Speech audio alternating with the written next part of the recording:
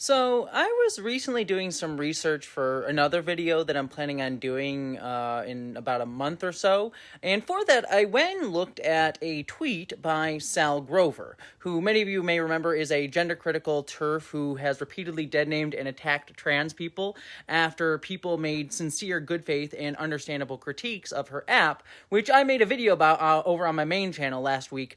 And the tweet that I was looking at specifically was one where she took an out of context section of said video that I made about her and posted it on Twitter to say that I had called her a white supremacist and a racist, which, by the way, I didn't, but I'll save that discussion for a more extensive video that I'm doing later. But when I looked at that tweet, I actually found something on it that honestly made me kind of chuckle. Like legit, I found this quite funny and honestly a little adorable in a horrible sort of way. I found this little interaction between Sal Grover and Buck Angel Transsexual, as he has on his Twitter, aka Buck Angel. Yeah, Buck Angel, that Buck Angel. This is a weird little adorable match and conversation that they had about me, and I find it honestly kind of endearing. Before we get into it, though, if you don't know who Buck Angel is, he's a famous trans porn star who got big in, I believe, the 90s. That was one of the few representations for trans people that we had in the public eye around that time, especially of, like, my generation and slightly before my generation. And many trans people, and I know many trans men, kind of looked up to him at the time. Unfortunately, though, since then, we've also learned that he is like a super trans medicalist, and also he's done some shitty stuff like out trans women, like I believe Lana Wachowski against her will years ago. So, yeah, no good, Buck Angel. He's not exactly a perfect guy, to put it mildly. So with that history with Buck Angel, this is an exciting match to see between, Sal and Buck. Anyways, I'm not here to go after Buck because I honestly, again, found their conversation on Twitter to be so interesting. And the convo, which started off with Sal talking about me, goes like this. Sal tweeted, "Men telling a woman how to run her business, what to think, and relying on ad hominem is nothing new to me or any woman. Same old misogyny. Jessie Gender's 90-minute video calling me transphobic, racist, and white supremacist is back up. Fortunately, he doesn't say a word of truth." Yikes. So, a little extreme there. I mean, first off, there is the dehumanizing misgendering of me and calling me a liar just for stating things that other people have said with facts and research about her app and her company, but whatever, go watch the video for more on that. But I found Buck Angel's response to be interesting. The weirdo made a whole video about me calling me transphobic. This person is a grifter. Haha. To which Sal responded, cry laugh emoji, cry laugh emoji, cry laugh emoji, OMG. This is so cute. They're both bonding over hating me, and it's legitimately kind of adorable. We are seeing a friendship form here. But within that friendship that's being formed, though, you can sense a bit of tension, right, within their tweets. I mean, first off, notice how Buck Angel calls me a weirdo. And I mean, he is totally correct there. I am a weirdo, like, proudly so. Have you seen how much I talk about Star Trek? It's kind of a little bit unhealthy, so, yeah, definitely a weirdo. He's nailed me there. But he also says this person when referring to me. Isn't it interesting how Buck never genders me in his tweet? He, as a trans person and a member of the trans community who has built his reputation on being a symbol for said trans community, knows that he probably shouldn't misgender a trans woman publicly, as that would look real bad. But he also won't gender me at all or correctly because it might get in the way of his budding friendship with a person who has built her reputation on hating and deadnaming and misgendering trans people and trans women specifically. A little bit of opposites attract going on here. Oh, it's also funny that Buck Angel in that tweet mentions the video that I made about him, which, by the way, I think he's referencing this one, which is one where I discuss a letter that he wrote and signed that called all trans women grifters, making trans people generally and trans men specifically look bad, and that many trans women are just autogynephiles wanting to have sex with ourselves and being too uppity and again, making the trans community look bad.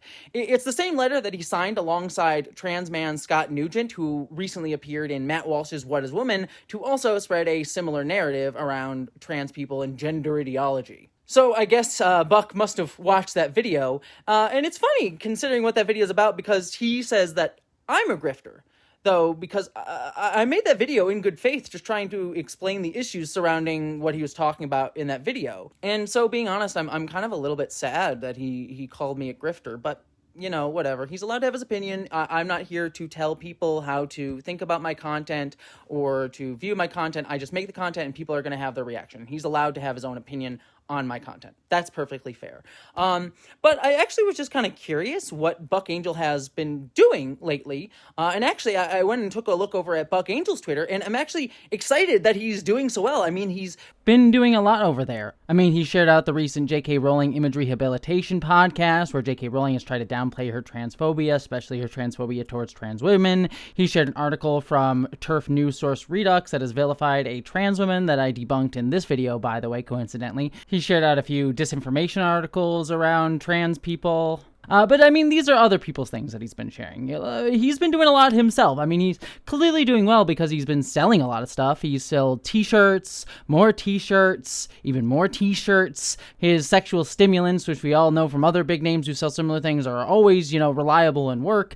His hats, just a lot of things that he's been selling recently. Yet he's also recently been selling his Buck Angel sex toys, Buck Off, for trans men. And hell yeah, I am so freaking here for my trans men siblings to have good sex toys. They absolutely deserve it. My sexually active trans mask friends deserve to enjoy themselves, and I'm glad that they can have toys that help them with that.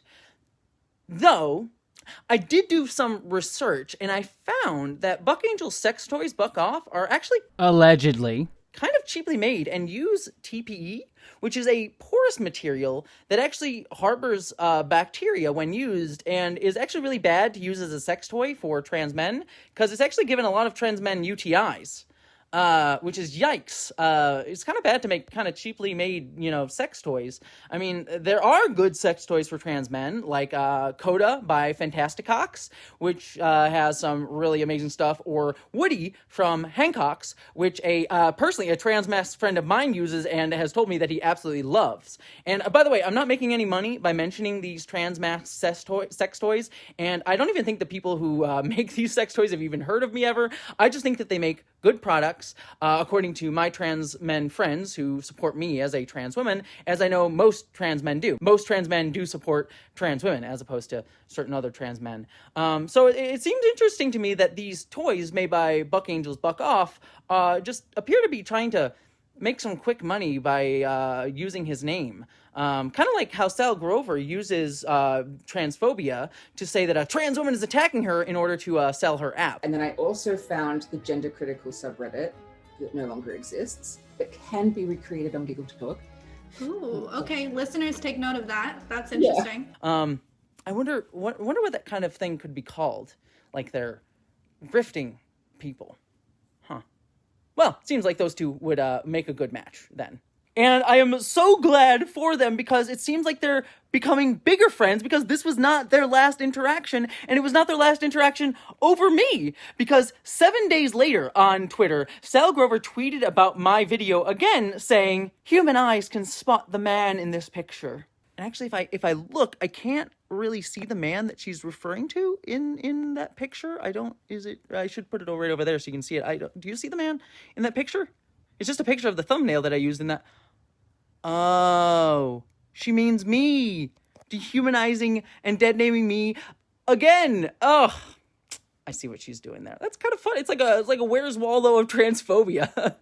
But whatever. But anyways, Buck Angel again responded to this, and they started bonding again because he came back and said, "Haha, that's psycho again. If they took YouTube down, this person would have no life." So first off here, I think Buck Angel is mistaking the situation. He says, "Oh, that's psycho again," possibly thinking that I had done something else to Sal, but which wasn't the case. I've actually been busy working on other stuff I got going on, like my short film and other videos that I'm making on my channel, so I haven't had any time to really worry about Sal other than seeing this little interaction.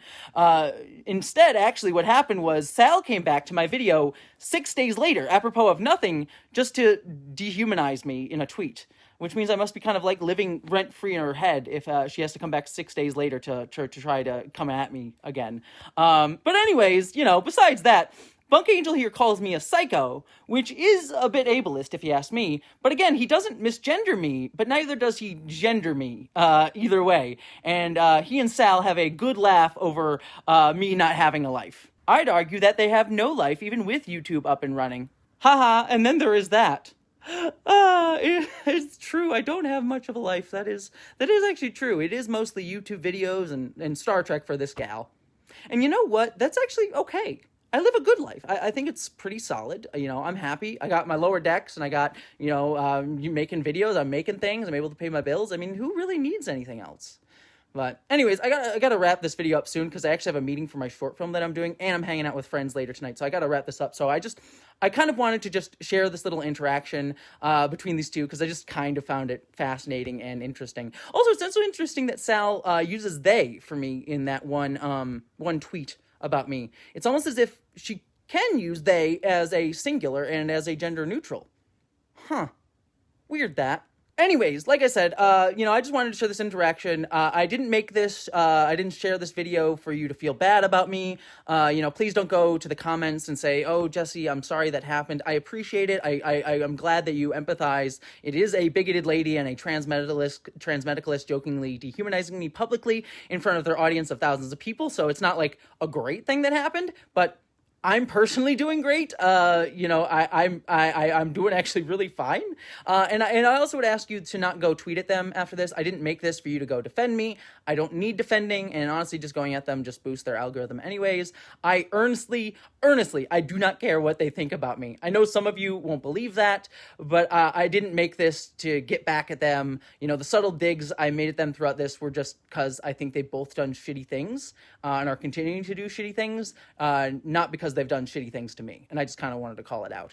But I did wanted to make this because I found their budding friendship over their mutual hatred of me, despite the tension that it very clearly causes in terms of how willing they are to dehumanize me, to be kind of adorable. It's the kind of tension that the best relationships are built on, you know? It's sweet seeing a friendship form, and I'm glad that I could have been a part of it. You know, it's all built on dehumanizing a trans woman. And Buck and Sal, if you're watching this, because clearly you're both watchers of my work, to which I am thankful, just know that you both have my blessing. I bless your budding friendship. Oh, and by the way, the real reason I made this video is not about them. I just want my sexually active trans men friends to have access to good fucking sex toys. Like, seriously, go buy the good fucking sex toys. You deserve it, my trans mask friends. Go forth, my kings.